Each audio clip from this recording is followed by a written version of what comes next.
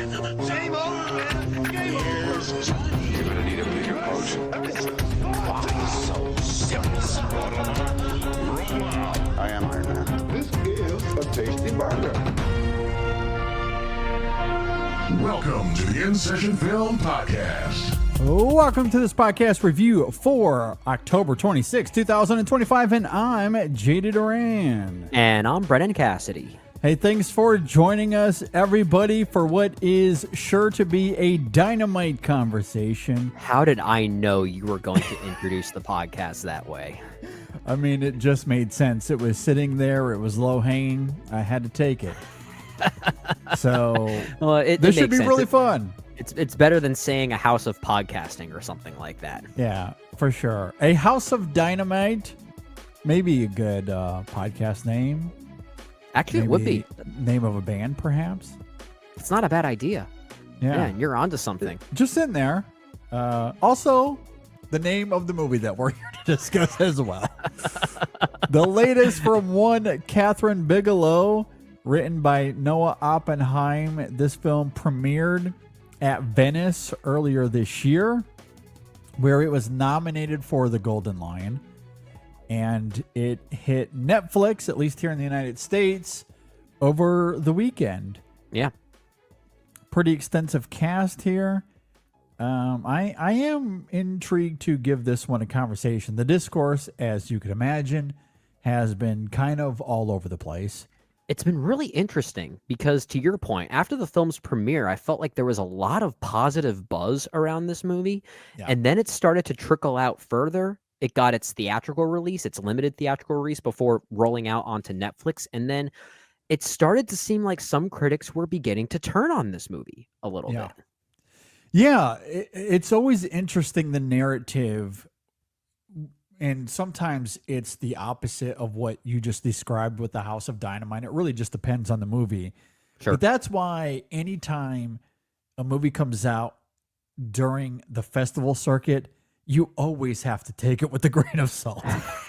Because you just never know where things are going to go once it hits the mainstream, or even once it gets to the rest of the critic sphere.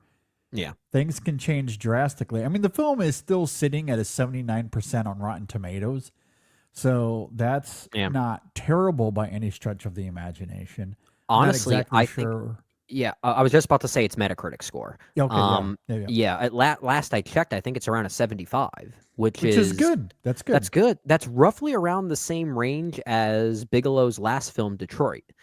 So, and I know that was also a very divisive film. And that one being sort of I guess a trilogy capper of sorts, right? Working with writer Mark Bowl on 3 straight films between The Hurt Locker, Zero Dark 30, and then Detroit. So obviously working with Noah Oppenheim this time, but there maybe is some stuff we'll talk about as far as how these movies have a bit of a through line in a way. Yes.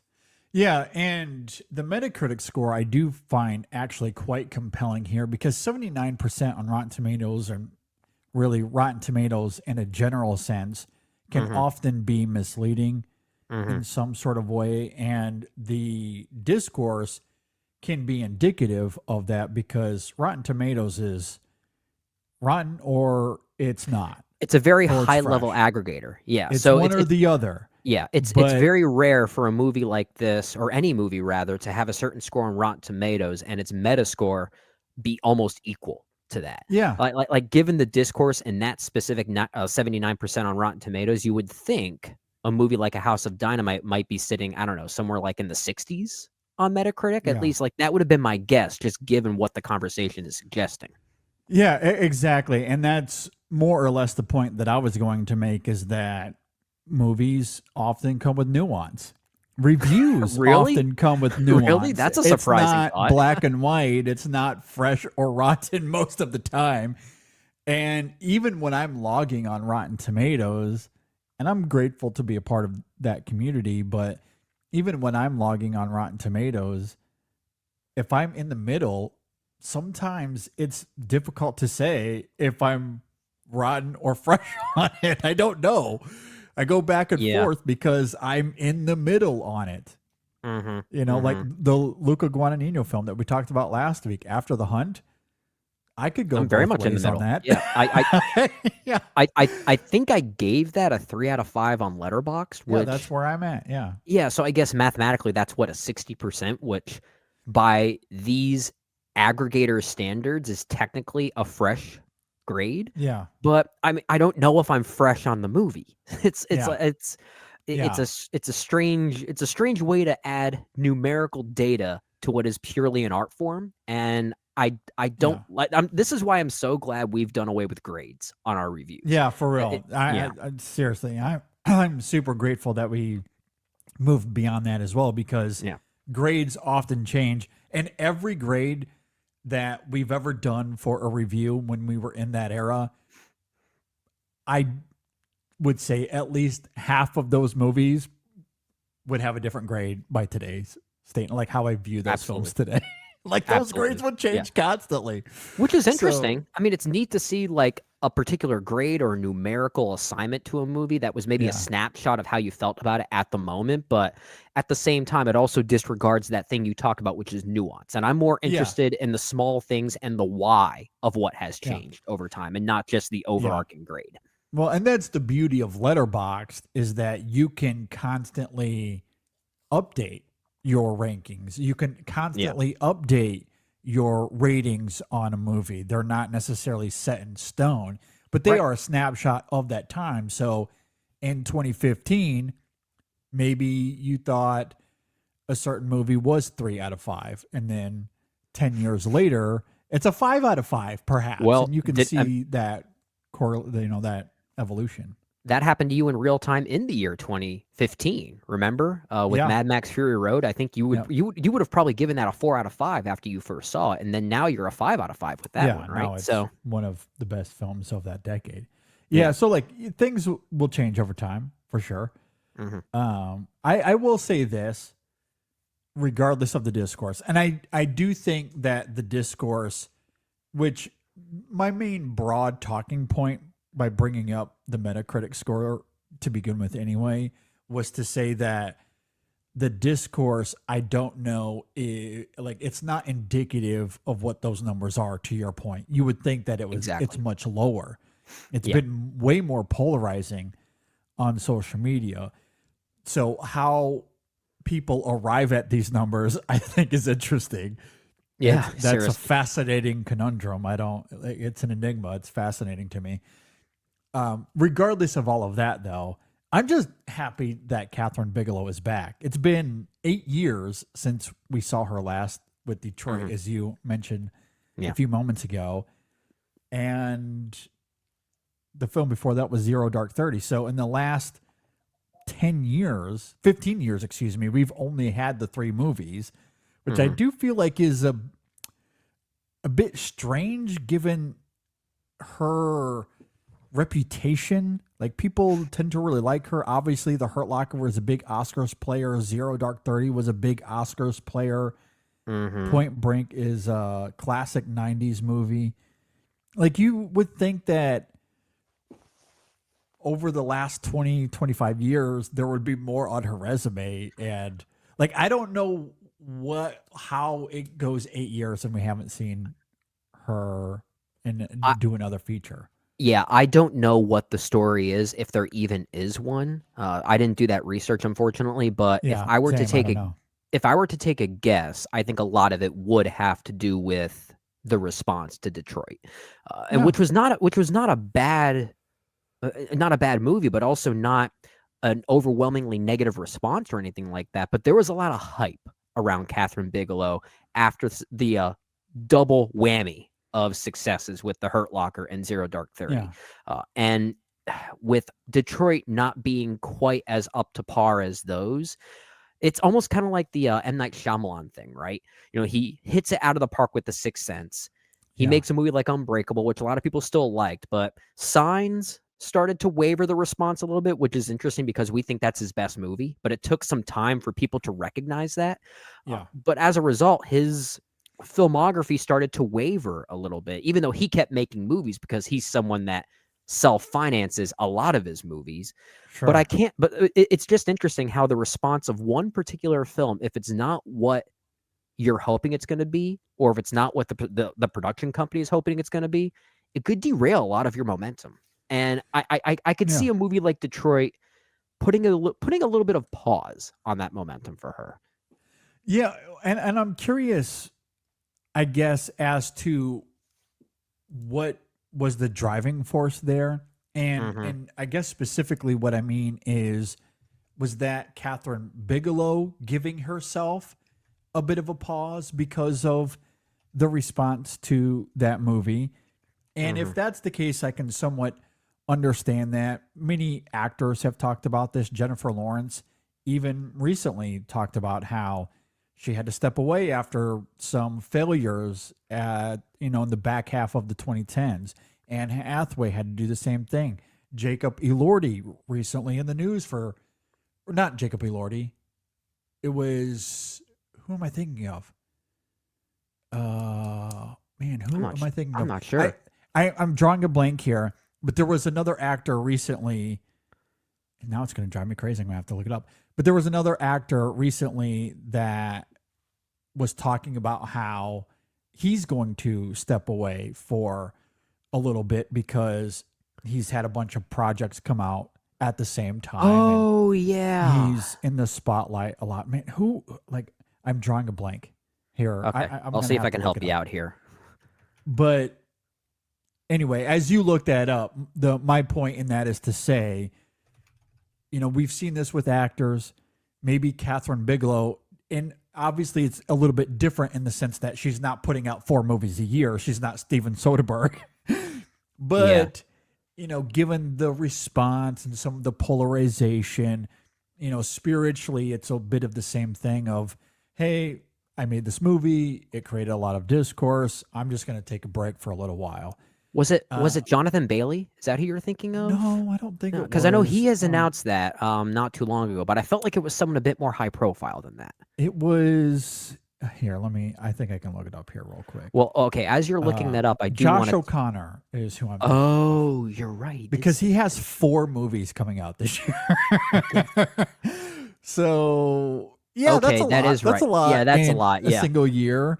Now, that's not his fault. When he's making these movies, he's not anticipating they're all going to come out at the same time.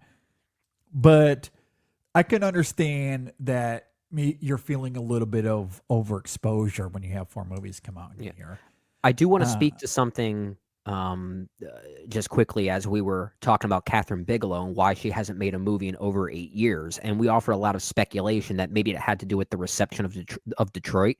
Apparently, she was in line to direct some movie for Netflix called Aurora, an adaptation of some novel, and that apparently was canceled.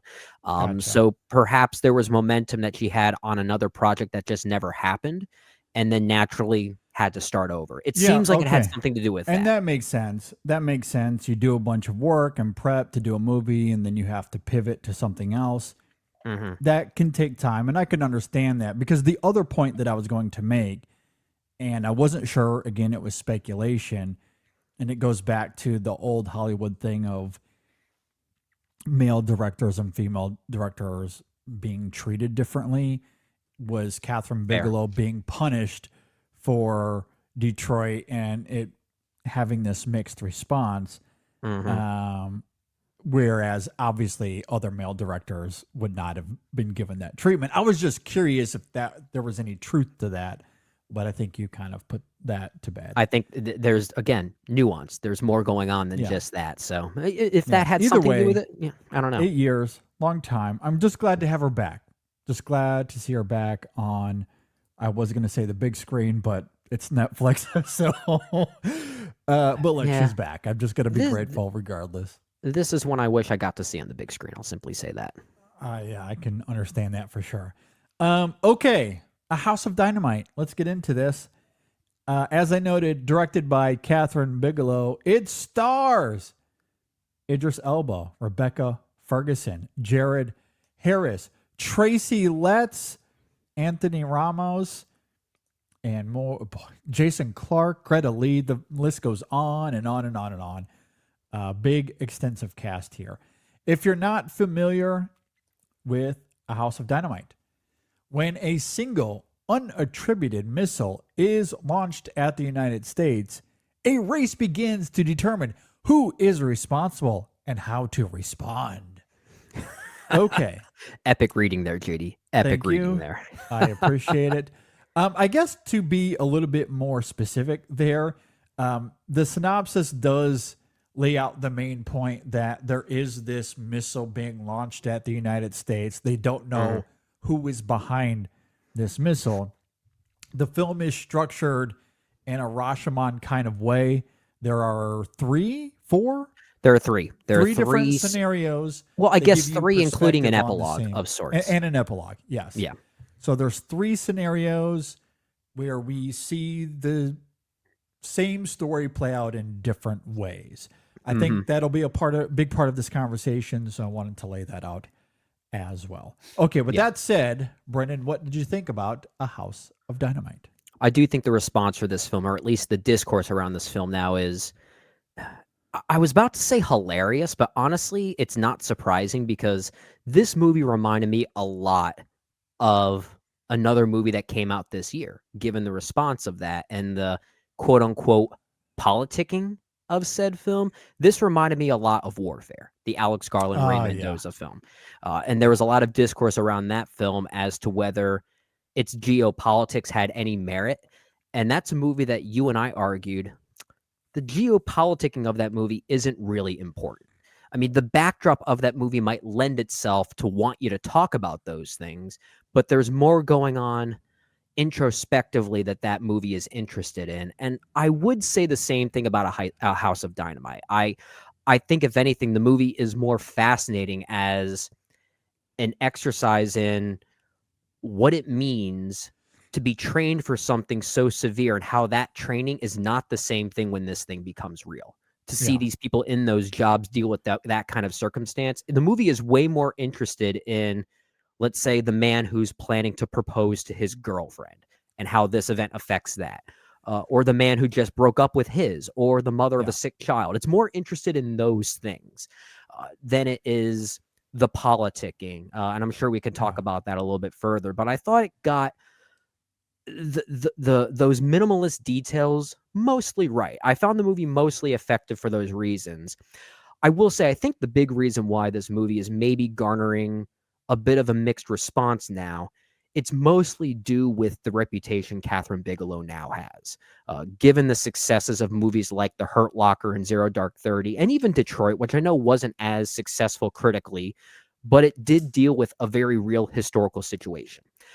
And A House of Dynamite kind of does, but also does not. I think that this is where I think there might be a bit of a slight disconnect between Noah Oppenheim's script and Kathryn Bigelow's direction, because I think in some ways his script here, and he's not much of an active writer. I know he wrote the script for Jackie, the Pablo Larraín film, but was also a co-writer on films like Allegiant and The Maze Runner, which I think is a fair comparison because a lot about this script is actually a bit more high level. It actually feels like a script for a blockbuster thriller in some ways.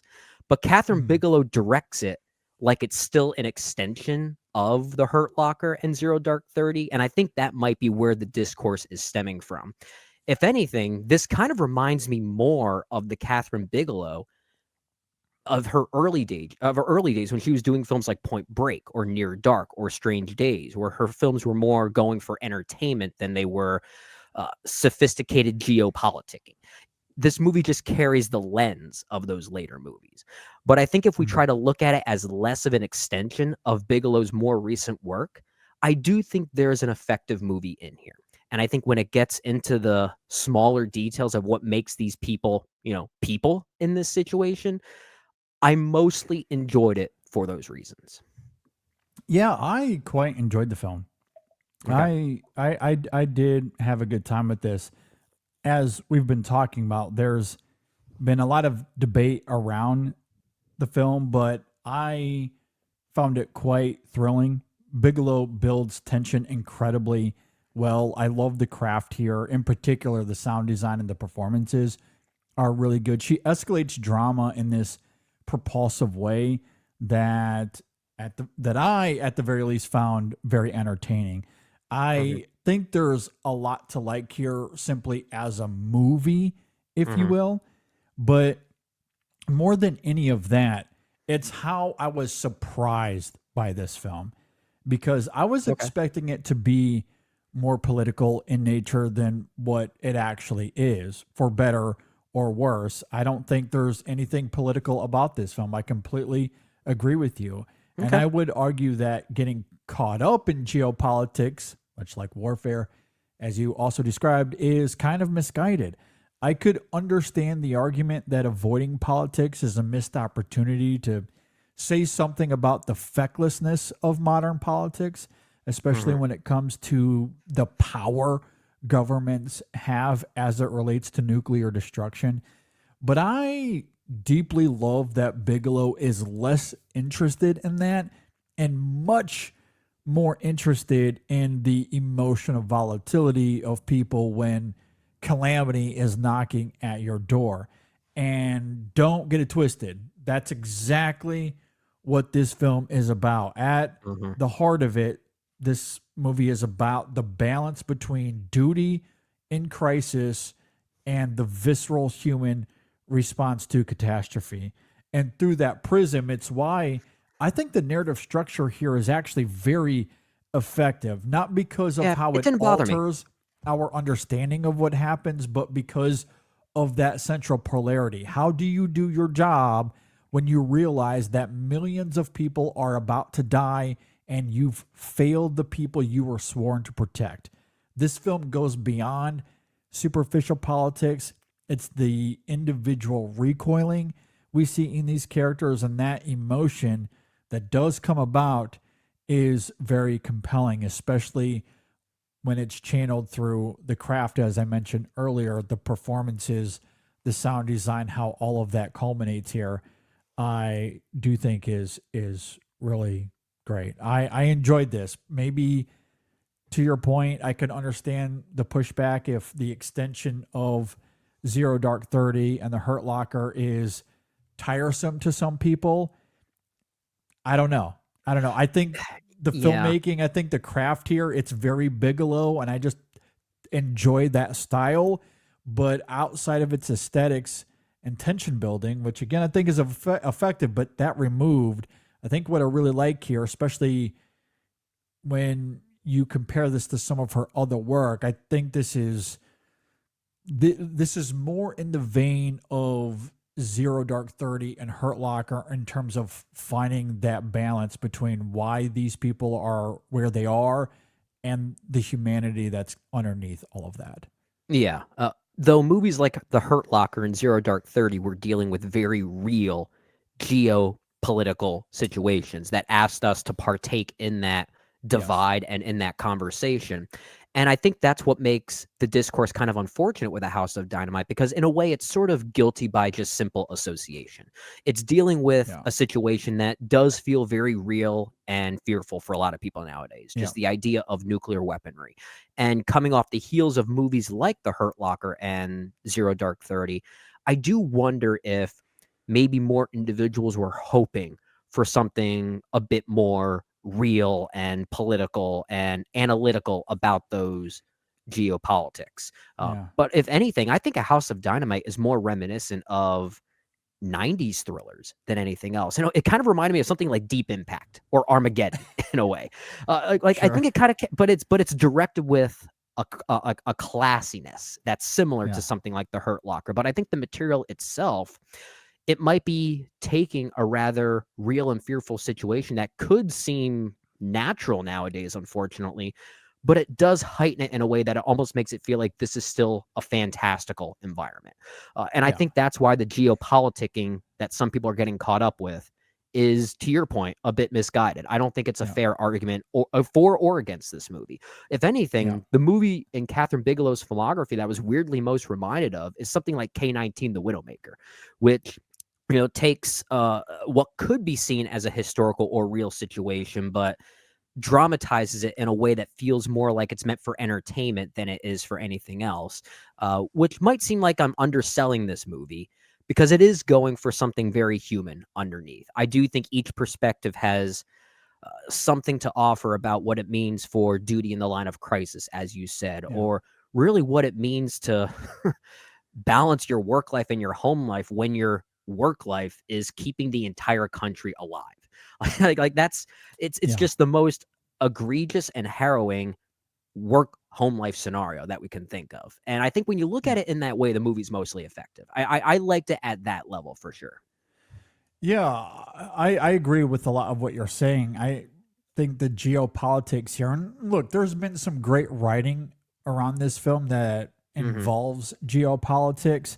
I'm not trying to dismiss some of that writing. I just don't think that's what this film is about at all. Yeah. It's akin to watching Mystery Alaska and wanting that movie to be about the New York Rangers. That movie is not about that's the actually New York really Rangers. that's a good comp. That's a good comp right there. That movie's about Mystery Alaska, and I think it's fair to talk about the film being about Mystery Alaska. This movie isn't about geopolitics. It doesn't matter who sent the missile. It doesn't matter.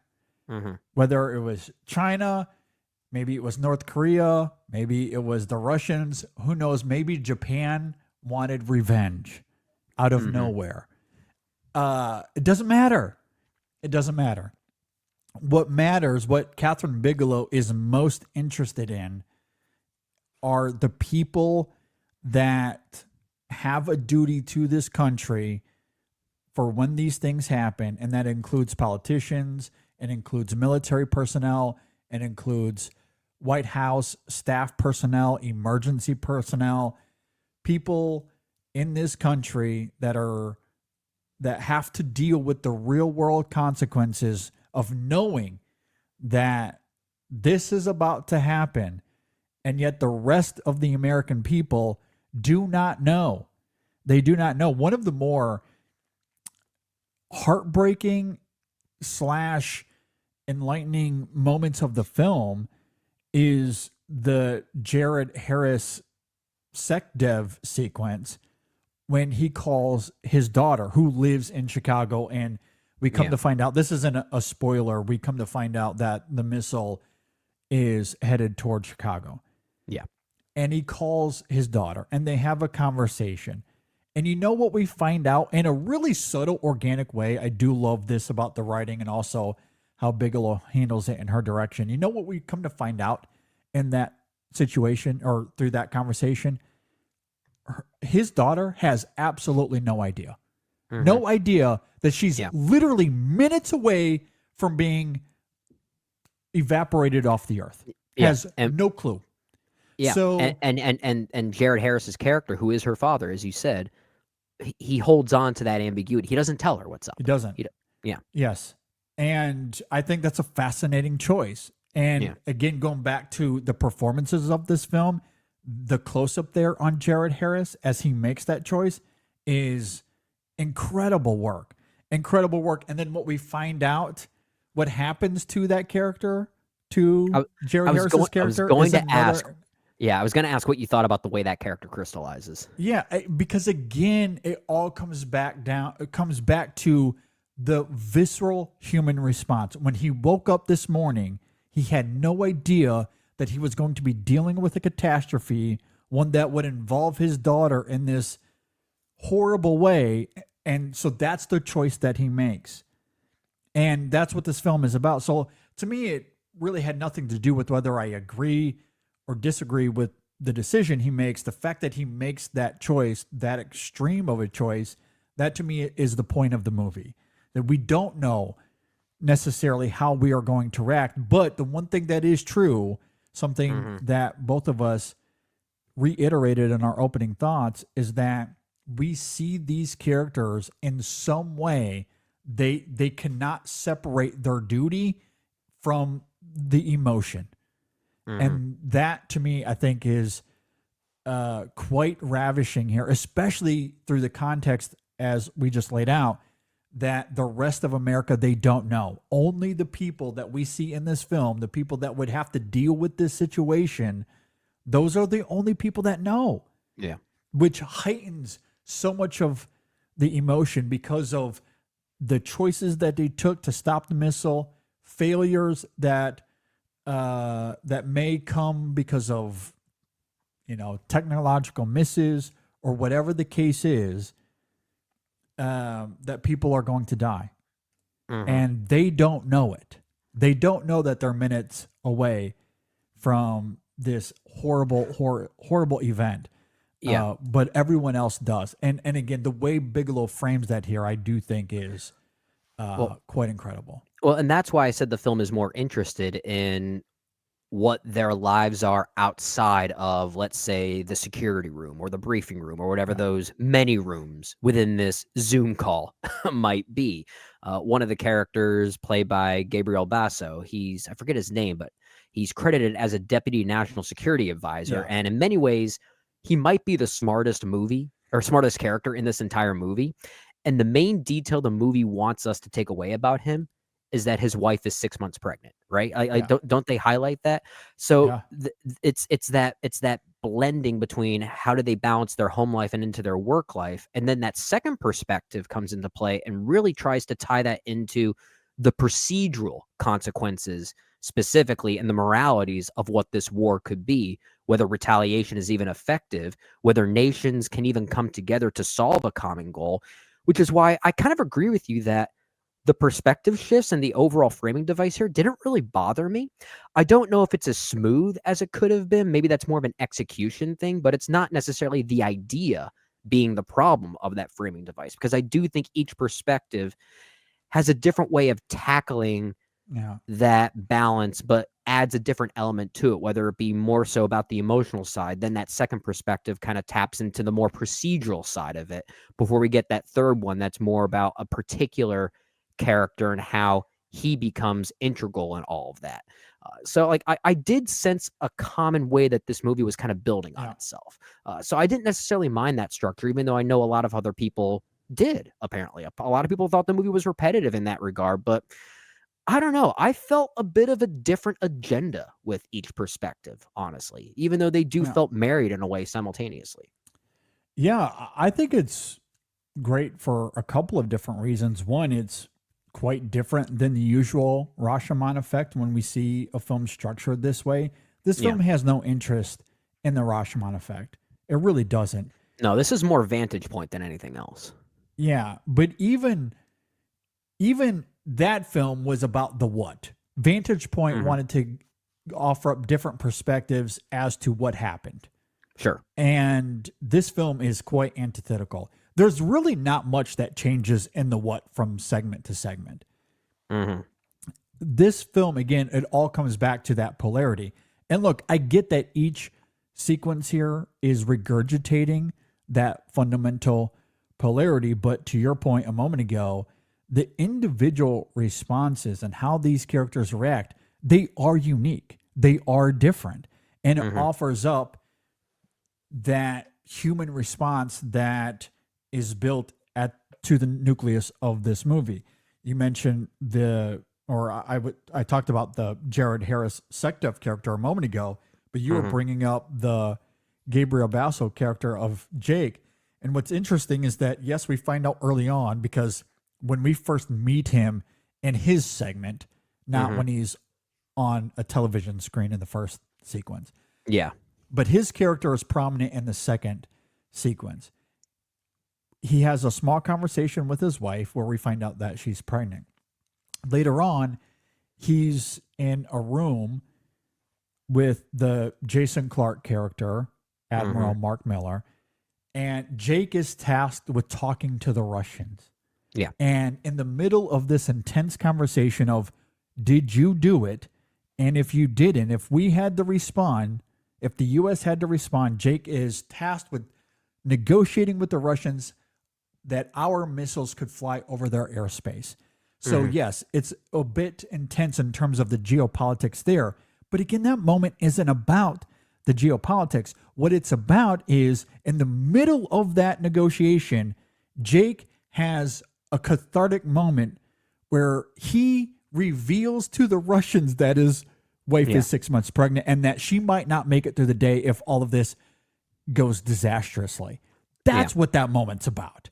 Yeah. And that's what I find so fascinating. And that's more important than any politicking. That's way more important than any that's that is the climax of that whole sequence. It was never about the what. It was never about whether the Russians did it, whether they'll let our missiles fly or not. All of that is just thriller backdrop.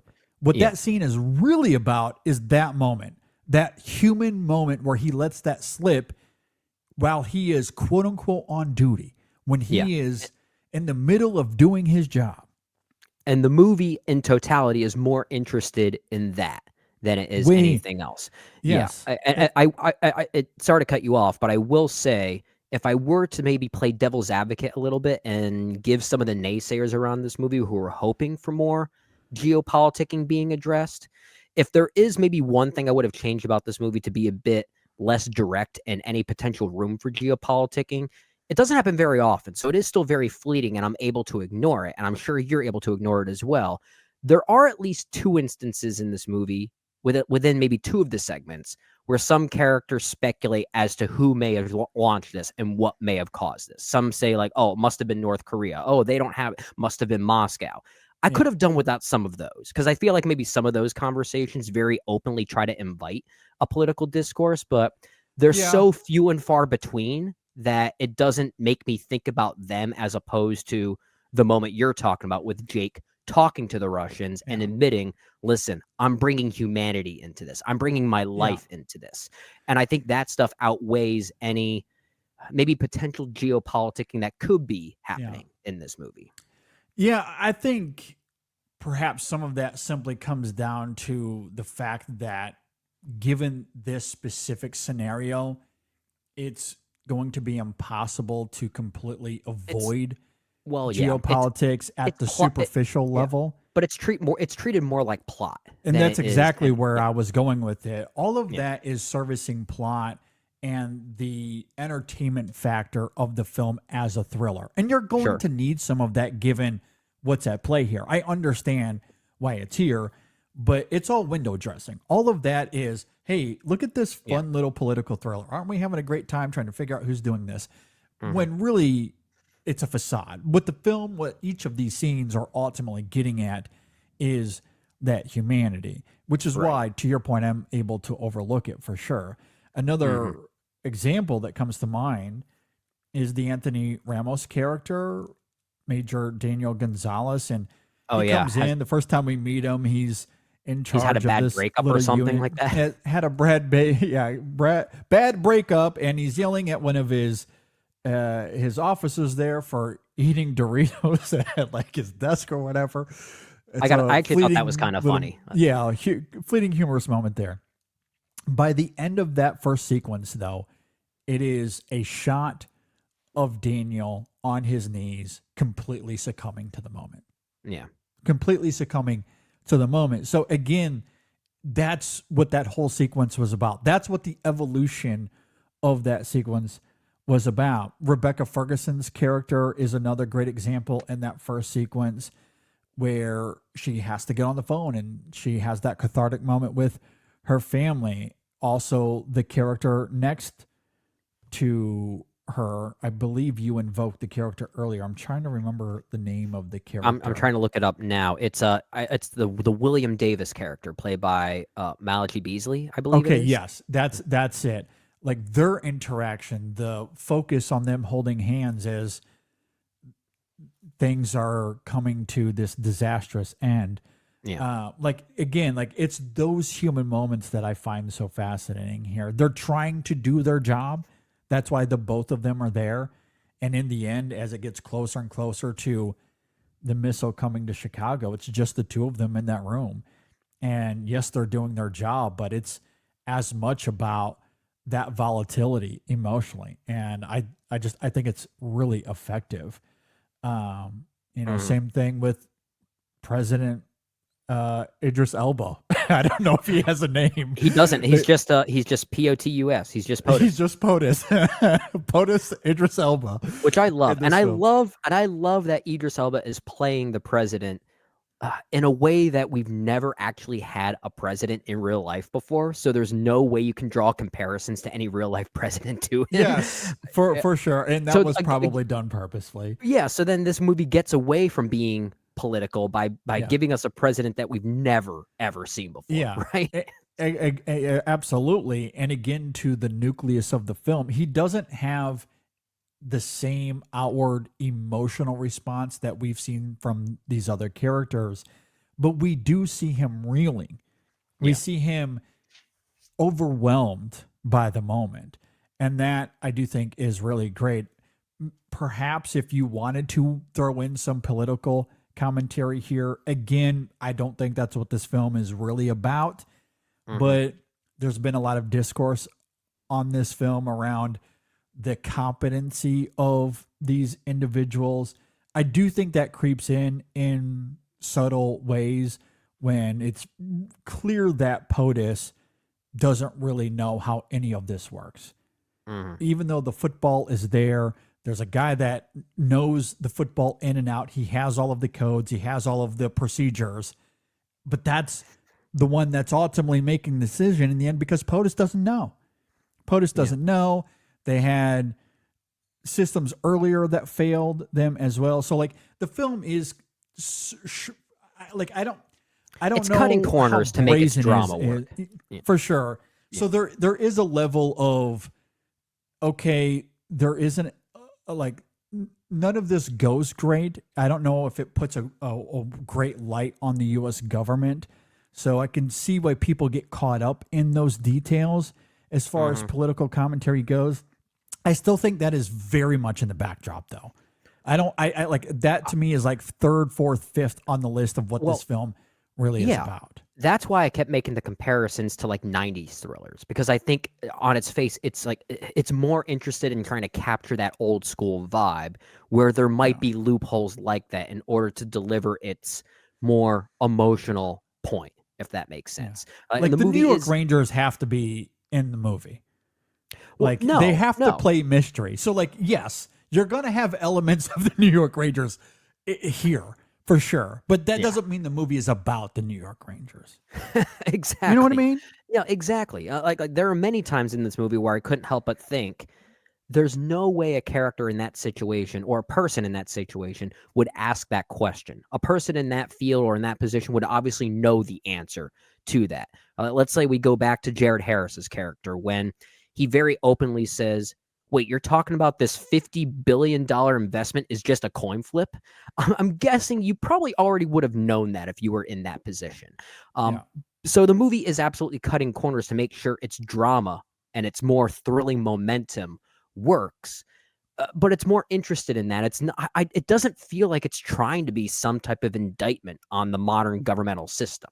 I think that's why trying to look at this as a Kathryn Bigelow film in the same vein as something like Zero Dark 30, where its procedural elements are just as important as its politicking or as its drama.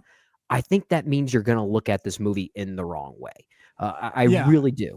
And if this is acting primarily as an indictment on the U.S. government and their incompetence, and thus the failures of this film, if that's the primary goal of this film, it fails miserably.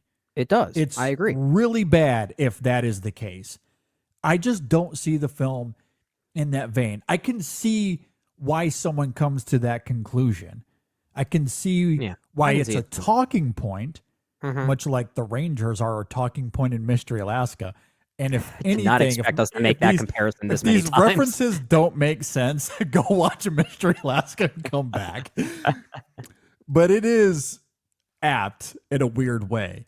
But I agree. Yes, does this film show levels of incompetence? Does it show levels of failure with the U.S. government? Yes, it does.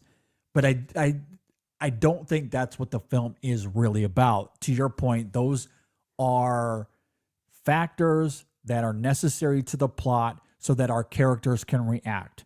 And that's ultimately what this movie is about. That's why we get the B-2 bomber sequence. In any other context, that moment would be fleeting and perhaps unnecessary. But what it shows us, though, are two pilots that are given orders to go bomb something that they have trepidation for. That is very clear. That comes through in the performances And it comes through in that moment, that exchange they have when one pilot says to the other, if it comes to it, you do know you have to do your job. And again, the other pilot is very hesitant, but says yes. And again, you get that great close up where you can see that he is reeling in trepidation. It's a great moment that again works because of what this film is at its core, with that polarity that we've been talking about. Without that nucleus, that's a side note in this film that doesn't really need to be here. But that's the reason it is here. Yeah, I agree. I watching this movie, and maybe this is why I came around on this movie more positively than the discourse seems to suggest, is that I went into this movie already knowing what that discourse was, and about halfway through I started to see something different in it, and maybe that's because I was aware of that negative response given its geopoliticking or its lack thereof. But halfway through the movie, I found myself kind of recasting it a little bit, thinking, man, this in the 90s, this absolutely would have been, this would have been Harrison Ford. This character would have been Clint Eastwood. This would have been Gene Hackman. This would have been Will Smith. Like this kind of is in that vein of movies like Absolute Power or Patriot Games or Enemy of the State.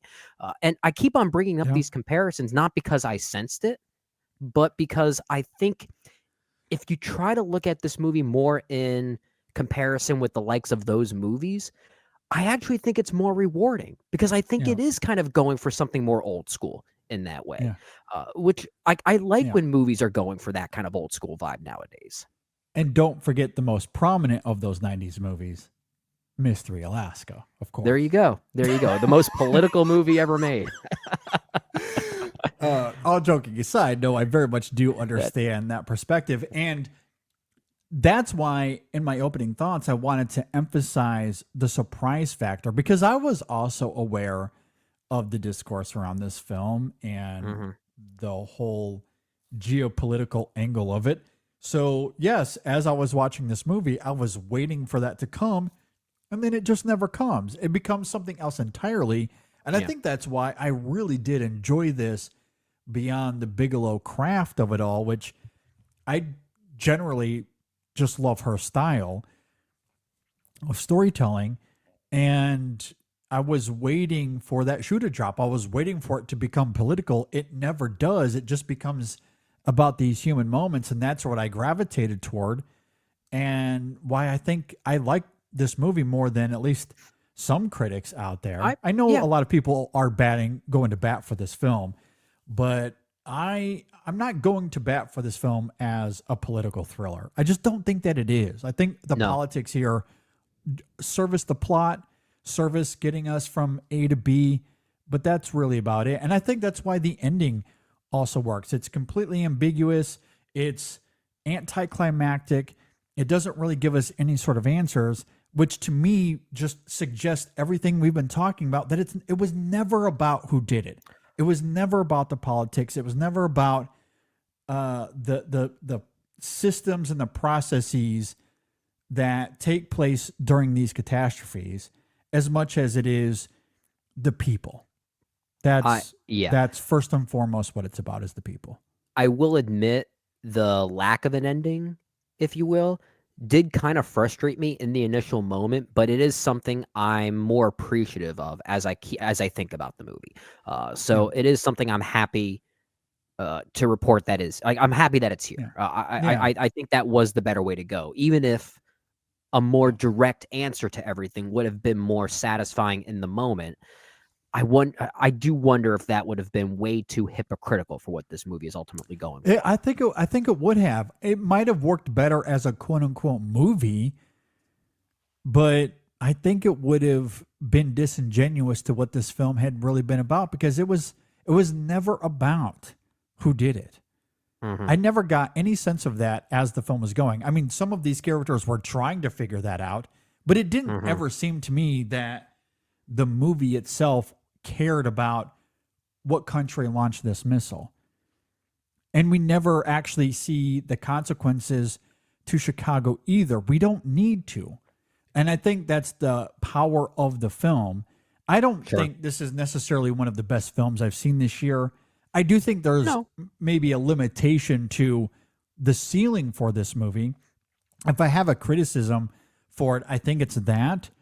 I don't think that this is a film that is it doesn't have the same depth and the same level of texture that a Sinners has, or a No, 28 Years Later, No, or some other yeah. films I'm sure we'll see. As like, there is a ceiling to this film, but I think everything in the middle is so good, and I love that polarity, the human response, like all of that I think is handled quite assiduously, that it's still a really good movie for what it is. But I don't think it'll ever go beyond what that ceiling is. It also doesn't have the precision of Kathryn Bigelow's best work. I think at a movie, at a mere, I mean, I say at a mere, I mean, this is a movie that's under 2 hours, so it feels briefer when compared to the likes of Zero Dark 30 and Detroit, which were much more epic in scope. But A House of Dynamite does at times maybe stretch a little bit thin in its narrative conceit. There are a few characters that come and go that almost feel like you could have written them out completely and it may not have affected anything. Maybe the big one being Greta Lee, who I love Greta Lee so much, but she is so inconsequential in some ways to this. Maybe not necessarily to the plot, but there are a few that might feel a little bit more extraneous than others. So I'm not sure if the balancing is always there. So I don't think it quite has the the same like tightness as some of her best work. But at the same time, go ahead. And no, I agree with that. Like, and I think that is a great way to complement what I was saying in terms of its ceiling. The script here is admittedly pretty thin. There's enough plotting that intrigues us to the mystery of who did it, how are they going to stop it, if they can't stop it, what's going to happen next. There's enough intrigue, but in terms of characters, how they come and go throughout this film, there is a limitation to that. I very much do agree. Again, the Greta Lee sequence for me was never about how she functions within governmental systems as much as it is the response, like that last moment she has there with her son, and they're asking questions to those other kids who are just completely clueless as to what's going on here, and the devastation that's about to unfold. Like, that to me is what that whole sequence was about. Like everything kind of built to some incredible moment of catharsis. That's what I love about this movie. Does that make for a cohesive storytelling experience? Absolutely not. Absolutely not. I don't think that this film has the cohesiveness or the depths of her best work or of the best films I've seen this year. But I think given its structure, especially thematically, there's a lot to really love about what it's trying to do. There's just a limit to it. But I think it reaches that limit quite effectively, if that makes sense. I think it does make sense, and I think that's why it's still an effective film in Bigelow's very effective filmography. I mean, she's directed 11 movies, 11 feature films, if I'm not mistaken. I haven't seen all of them, but I've seen most of them. Yeah. A House of Dynamite's not her best work. I'd say it's probably middle of the road from what I've seen. I still think her best movie is Zero Dark 30. I think that film's kind of a masterpiece. I'm also a lot higher on some of her early entertainment, like Point Break and Strange Days and Near Dark. Those actually might be my 2, 3, and 4 for her underneath Zero Dark 30. And of course, The Hurt Locker is a very good film. I'd say this probably follows those. I think I like it more than Detroit. I think Detroit has a great first half, but when it becomes a journalistic, like, courtroom drama for the third act, that movie really falls apart for me when it gets to that third act. And I didn't quite get that feeling with A House of Dynamite. So I guess it might be a more consistent experience by comparison there. Yeah, and look, despite the film's ceiling, I still think this is still well done. Like, it's well crafted, but even in terms of the writing and structure, I don't think that it's like it has these horribly missing gaps, or that it's totally disjointed. I don't think that's the case. I just think there's a limitation. There's a thinness to it because it wants to be about the human experience or the human response, excuse me. It doesn't want to be about, all of these methodical details that you get in Zero Dark 30, for example. Right. It's not trying to give us those types of layers. It's not giving us that storytelling depth. So I think it's well structured. I think it's easy to connect the dots. Yeah. I just think that there's a limitation. But again, going back to the hockey analogy of it all, maybe this can help clear it up a little bit. When I was a goalie, and of course, for those that didn't know, I mostly played goalie in my hockey days. Yep. When I played hockey for my beer league, I was a really good beer league goalie. Really good beer league goalie from my level, like C2, B1. I could play really well at those levels. If you asked me to go above that, maybe I struggled a little bit. Fair. I struggled a little bit, but like for my level, I was really good. Just don't ask me to go beyond that. You know what I mean? Like that's kind of how I feel about this. Like it reaches its ceiling, it reaches its potential in an incredible way. And some athletes, they reach their potential and they maximize what their athleticism is. But they're never going to be Tom Brady. They're never going to be Usain Bolt.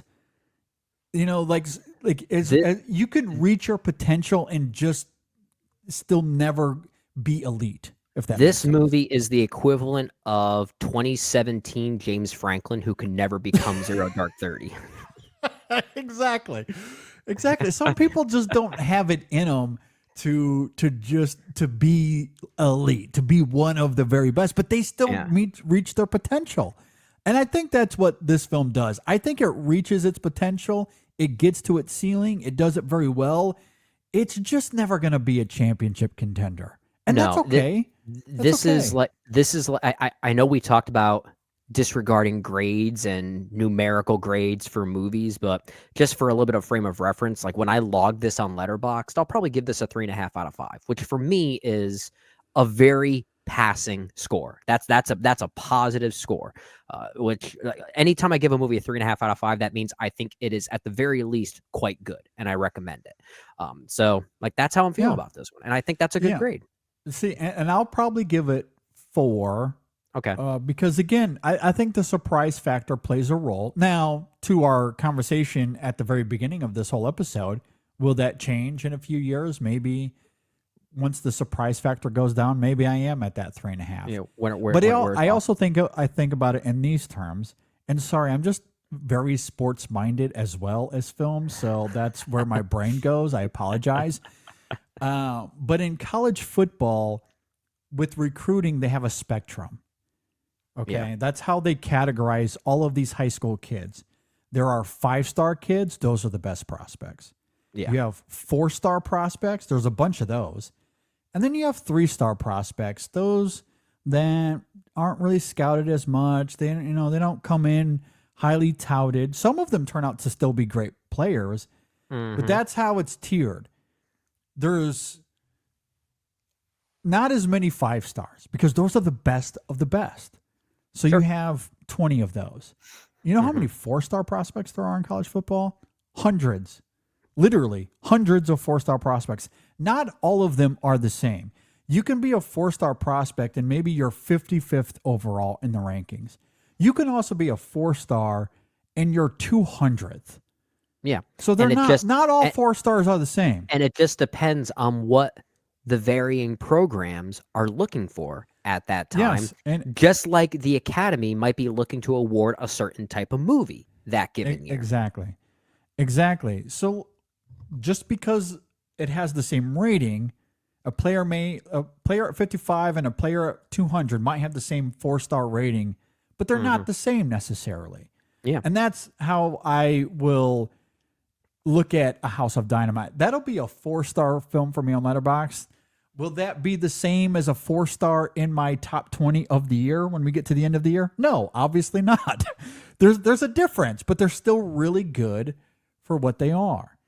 Yeah. And that's kind of where I'm at with The House of Dynamite. So you won't go back to this movie and think, oh, maybe I should have given it a 3.5 instead of a 4 because of that musical score. We haven't even talked about the music score yet. Now, that might be the one thing that does bring it down for me. I'm so torn on it. I am so torn on the score here. I am as well. Look, it's one of those things where in a vacuum, I think it's effective. I like it. I think it's good. In the context of Volker Bertelmann, I think it's a little bit lazy. There's a lot of rehashing going on here, and it's awfully distracting for me. Admittedly, I was a bit distracted by the score. But if I can get outside of that, if I remove myself, then I think it does add to those Kathryn Bigelow tension building sensibilities that I do really like. So I do think it works. I wish Bigelow would have asked for more out of him in terms of range, in terms of variance. That's the thing. I think it's just lazily composed. It's not so much like with a movie like Conclave where it was over composed for that particular movie and it was distracting in that regard. I think a movie like A House of Dynamite kind of needs that sort of heightened score. I think that works for this type of movie. Yeah. I just don't love the compositions themselves. It feels like the same theme over and over and over again. So it's more so just the lack of compositional diversity when it comes to the score here. That's really my biggest issue. It's not so much the idea of what it's going for.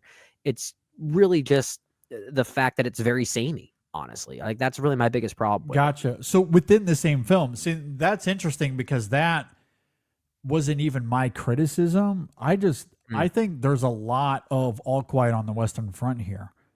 I think there's even a little bit of Conclave here. Like to me, it was reminiscent of what I've known him to be. Now that you say that, I don't disagree with you necessarily, but I do think from a musicality perspective, and that's what I meant by variance and diversity. I did not want to, I didn't want a rehash of All Quiet on the Western Front. And I do think that's ultimately what the score is it's kind of an updated remix of what that score is. Well, and that's the thing. It's very reminiscent of work he has done before.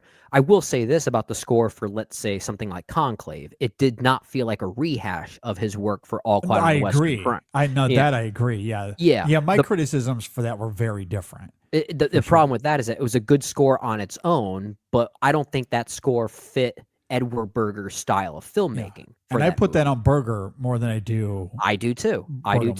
Yeah. But I think if you were to take that score for Conclave and the variation of that and put it in this movie, I thought it would have ruled. I thought it would have absolutely ruled. Like I guess that's the point I'm trying to make, is that I don't mind that type of heightened score for this type of movie. I think that works as an idea. Yeah. I just felt like this was Volker at his laziest when it came to compositional style and just like melodic choice. It sounded like he composed the score in 10 minutes. That's what it sounded like to me. Yeah, I don't know about the conclave of it all because, again, my criticisms with the score there is that the melodrama didn't really match the emotional spectrum of that film. Agreed. House of Dynamite, I didn't really like that didn't come off as melodramatic to me either. So I don't know. I would have had to have seen it to really judge it, but I do agree with you generally that the tension of this film, the stakes of it was asking for a level of bigness for sure. Yeah. And you are right that, and that's ultimately my biggest criticism with Volker here is that it feels like he scored this in 10 minutes. Yeah. Like he put no effort into it. Was like, I have unused tracks from All Quiet. I'll just use those. Maybe from The Crow and I'm just going to kind of do a little buffet here. And then here you go, Kathryn. And Kathryn clearly didn't see any of those other movies. No. Or if she did, okay, they may have had to finish this movie in 2 days, and maybe it just came down. Who knows? Yeah, I don't think this is Volker Bertelmann's best work. It's No. not. No, he's a good composer, but he hasn't earned the Hans Zimmer status yet, where he's allowed to recycle his old themes. Yeah, he's not quite there yet. Not quite there, and it also is really prominent as well because right before coming into this recording, I ironically watched Edward Berger's new film Ballad of a Small Player.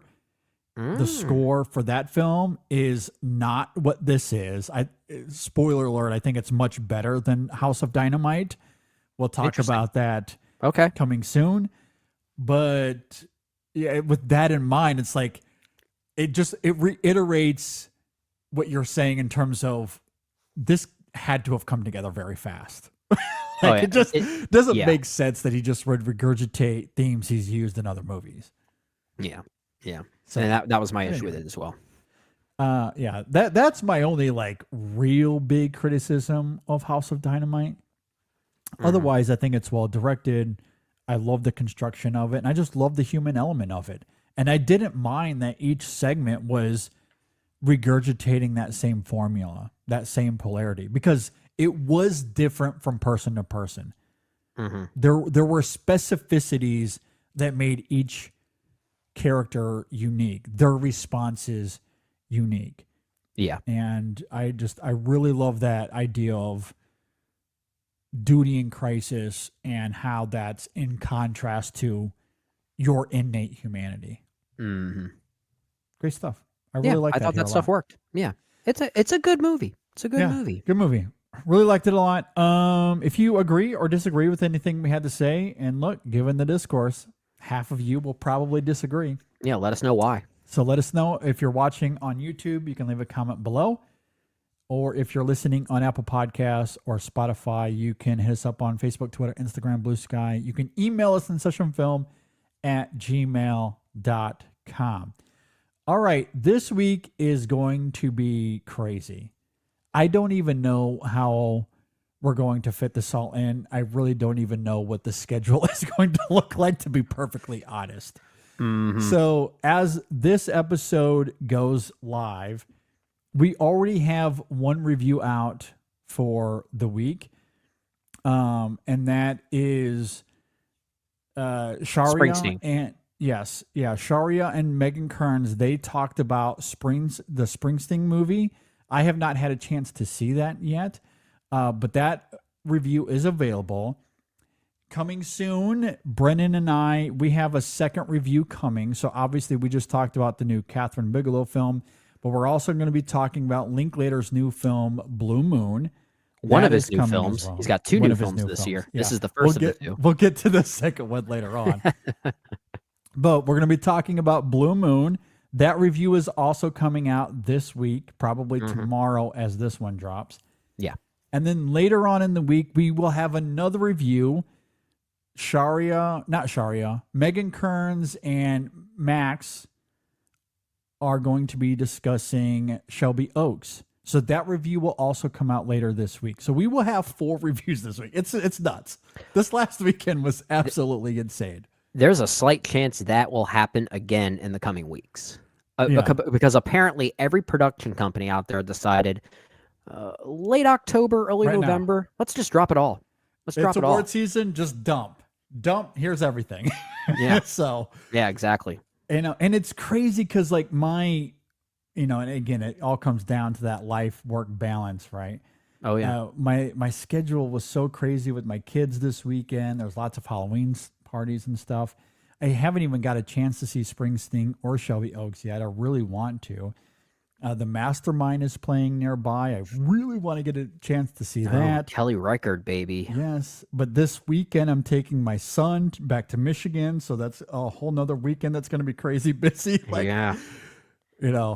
It's nuts. So I am grateful to Megan for filling in. I'm grateful for the In Session Film writers that are joining her and helping fill in. And Sharia and Megan had a great conversation on Springsteen. So please go and check it out. Yeah. Really, really good stuff there. And in the middle of all of this is the main show. Episode 660, I believe, is this week. We're going to be talking about horror movies because it's, of course, spooky season after all, so we It's had to do Thanksgiving, something yeah. horror themed. So we're going to be having a fun Halloween conversation on the main show this week. A new Women in Session at the end of the week as well. Be on the lookout for all of that. It's going to be a crazy, insane week, let alone all the stuff that Dave and the writers are doing at InSessionFilm.com. They're always killing it over there. So, Absolutely. with that said, stay with us. Lots of fun content. We love it. We appreciate you sticking around. Thanks for sticking around. Thanks for listening. We'll see you all next time on the In Session Film Podcast.